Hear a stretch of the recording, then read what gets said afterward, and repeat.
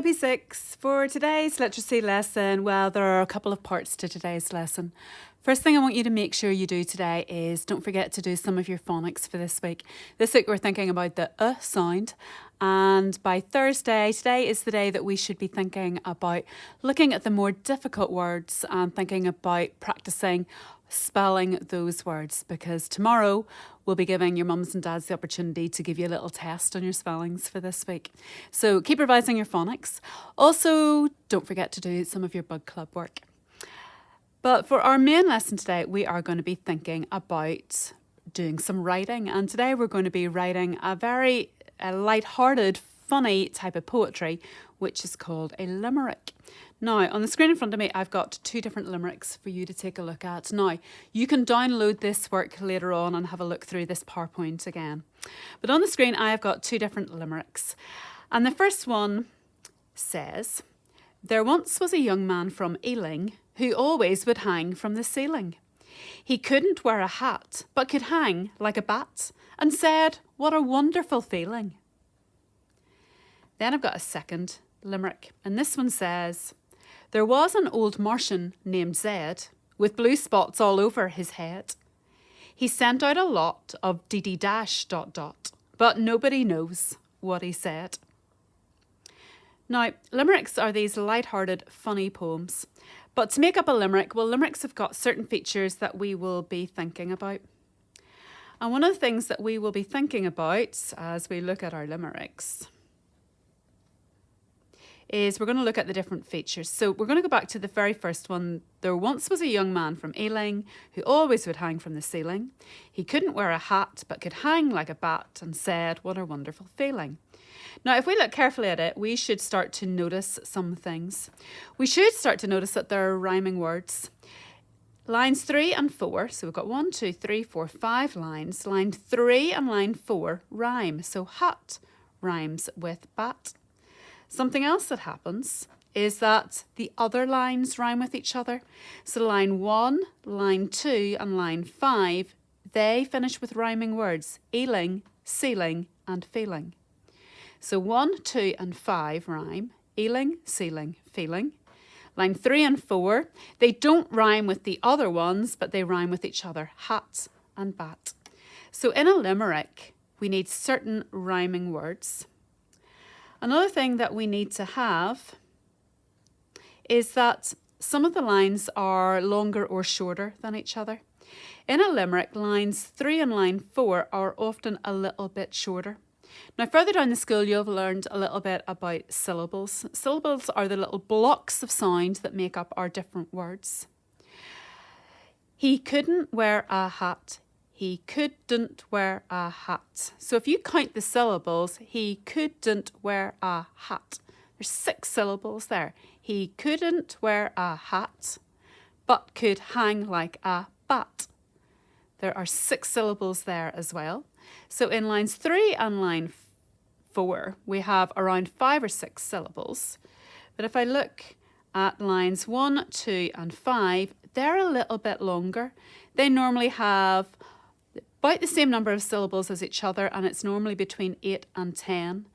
Look at the first line. "There once was a young man from Ealing." Now, if I say it slowly and count the syllables, "There once was a young man from Ealing." That's 9. "There once was a young man from Ealing." What about line 2? "Who always would hang from the ceiling." That's 9 as well. The last line, "and said, 'What a wonderful feeling.'" So line 1, line 2 and line 5 in this particular limerick, they have 9 syllables. Most limericks will have somewhere between 8 and 10 syllables in lines 1, line 2 and line 5. So we've got our rhyming words. Line 3 and line 4 rhyme with each other. 1, 2 and 5 rhyme with each other. Lines 3 and 4 have a shorter number of syllables, about 5 or 6. Line 1, line 2 and line 5, they normally have between 8 and 10 syllables each. And when we do limericks, they often follow a particular pattern. Now, this is going to sound silly when I read this bit out, but this is the rhythm that we would normally get in a limerick. Dee-dum, diddy-dum, diddy-dum-dum.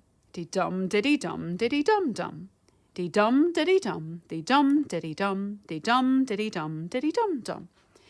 This is a typical rhythm of a limerick, and something that you will, when you have a look at writing your own limerick, will try and put into your limerick as well.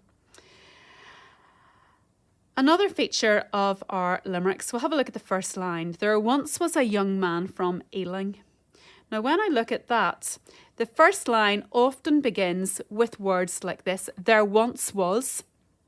Lots of limericks out there begin with those words. There once was.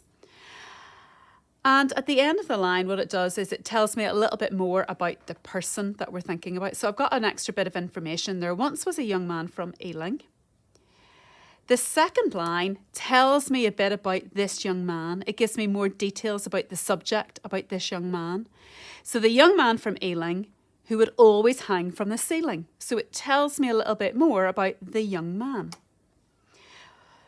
Lines 3 and 4 tell us a little bit about what this person or animal or figure, whatever we're looking at, does. It gives us some action about the subject. So this young man couldn't wear a hat, but he could hang like a bat. See, so this is our action part. This is what he did.